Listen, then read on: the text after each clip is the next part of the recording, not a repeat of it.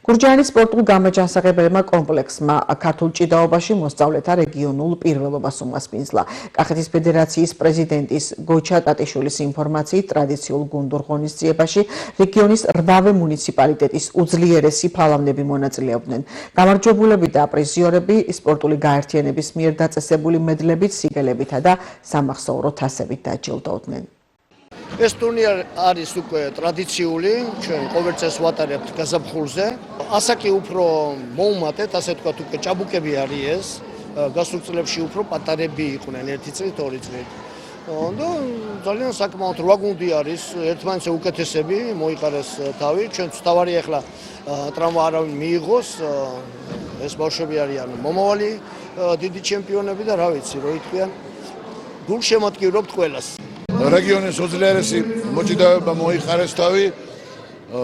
თასი ძალიან პრესტიჟულია, კახეთია და ჭიდაობა მოგეხსენებათ. ძალიან მაღალ დონეზე მიმდინარეობს. იმედია გურჯაანის გუნდი სამოგვარ შედეგს მიაღწევს.